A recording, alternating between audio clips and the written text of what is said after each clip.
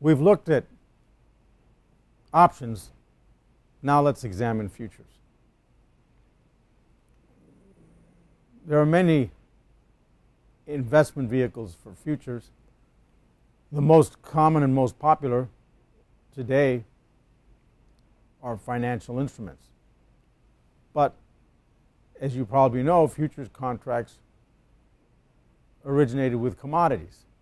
So let's take an example using wheat. Suppose the price of wheat today is $4, and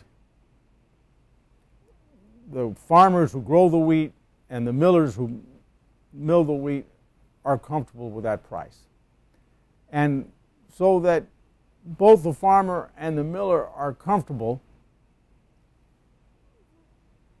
they enter into contracts for future delivery 3 months from now, future delivery of the wheat at $4 a bushel. The farmer is comfortable with that. The miller is comfortable with that. And so 3 months hence, they're entering into contracts to deliver wheat, purchase wheat, $4 a bushel. But let's say you believe the price of wheat will go to $6 a bushel. Now everybody is entering into contracts for the future delivery of wheat at 3 months from now at $4 a bushel. But you think by that time the wheat will have risen to $6 a bushel. How could you profit from that? Well, one way to profit from that is for you to go ahead and purchase a contract to buy wheat 3 months from now at $4 a bushel. If you do so, of course, then you have the right to buy that bushel of wheat at $4 3 months from now. And if you're correct in your forecast and the wheat has risen to $6 a bushel in the open or spot market, as it's called, then you can buy the wheat for $4 and sell it for $6, making a very handsome profit.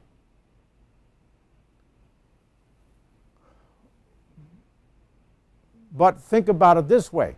Suppose your forecast is correct and it begins to be correct early on.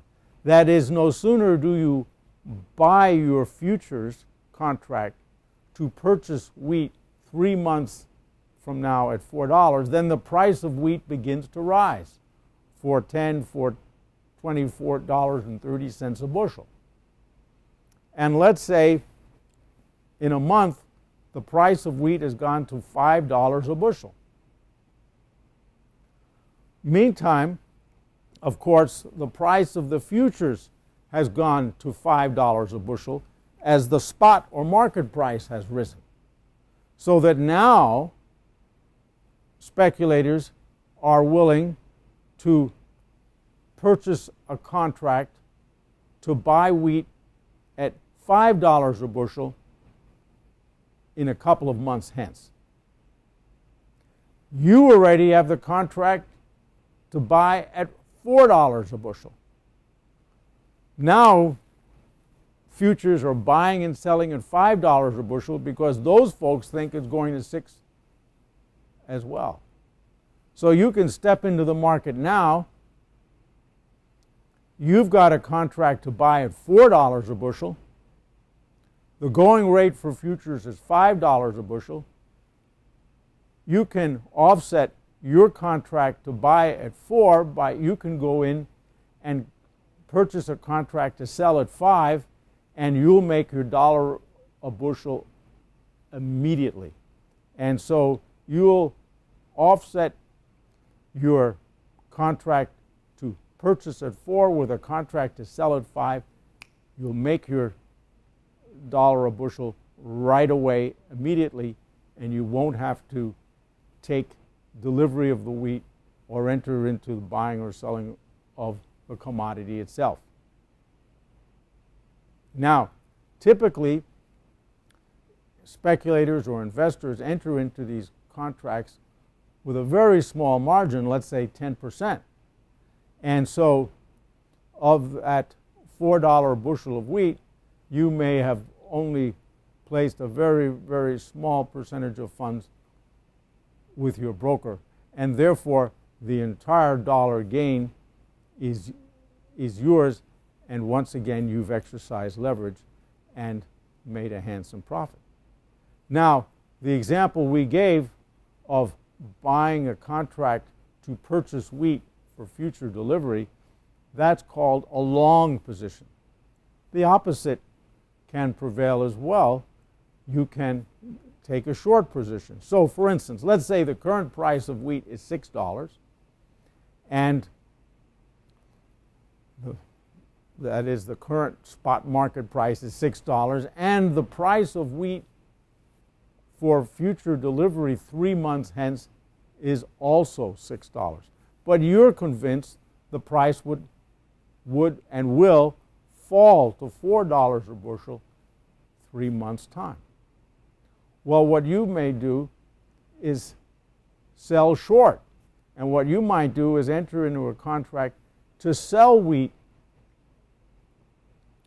at $6 a bushel in 3 months' time, because you're convinced the spot price is going to fall to $4. So in 3 months' time, you'd have a contract which permits you to sell for $6, and you could go into the spot market and buy the wheat for $4, sell at $6, make a handsome profit. In any event, you've got this contract now giving you the right to sell the wheat at $6 a bushel 3 months' time. You're convinced it's going to fall to $4, and let's say you're correct. Now the price of wheat begins to fall in spot and futures markets. Now it's down to $5 in only a month's time. You don't have to wait till the full 3 months go by. You have got a contract permitting you to sell for $6. You can go into the market and purchase a contract to buy wheat at $5 for delivery in 2 months' time, and use that to offset your contract to sell, and so you end up making the dollar. The difference between the $5 contract you used to offset your original future to sell the wheat at $6. And therefore, if you've only put a small amount of funds down, you've exercised a large amount of leverage, making your dollar profit on that bushel of wheat with a very, very small down payment on your part. Now, that's, of course, assuming you've guessed correctly.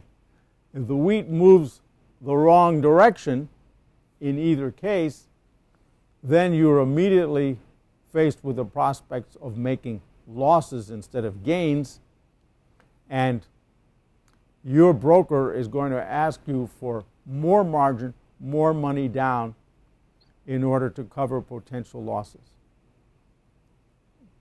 If you can't come up with more funds, he'll sell out your contract immediately, and you stand the risk of losing your entire margin.